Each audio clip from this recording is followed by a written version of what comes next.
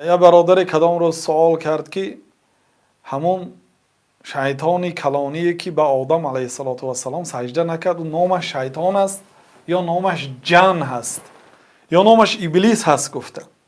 او نامش ابلیس هست، چه خیلی که الله تعالی که الا ابلیس، مگر ابلیس. این نامی همان جن است که بعضی هم میگن که ابوالجن، پدر جن ها میگن.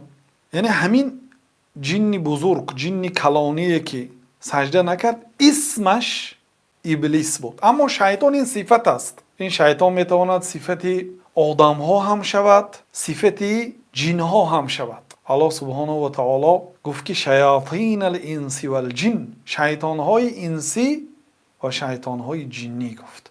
یعنی شیطان ها می شود هم انسی هم جنی. هر کسی که شما را وسوسه به گناه میکند، خواه از جنس آدمیزاد باشد، از جنس انسانیت، خواه از جنس جن باشد، و شیطان است. اما مثلا جنی که به کاری بد وسوسه نمیکند، جنی مسلمان است یا یک شخصی مسلمان، انسانی مسلمان است، اونا شیطان نیستند. کدام انسانی که به کاری بد یار و دوستان خود، نزدیکان خود وسوسه کند، و شیطان است. شیطان انسی هست. شیطان انسی ضررش بزرگتر است از شیطان جنی، برای اینکه از جنس خودمان که هست وسوسه کردنش آسان‌تر است. خلاصه شیطان این صفت است.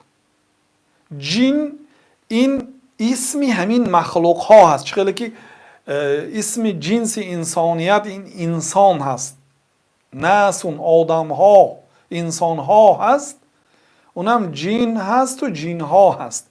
اون یعنی جن ها میشد مسلمان، جن ها میشود کافر. لیکن این ابلیس فقط نامی یکی از جن ها که این بزرگترین جنی که علم داشت و عالم بود و حتی میگم به فرشته ها درس میگفت، این همین ابلیس است.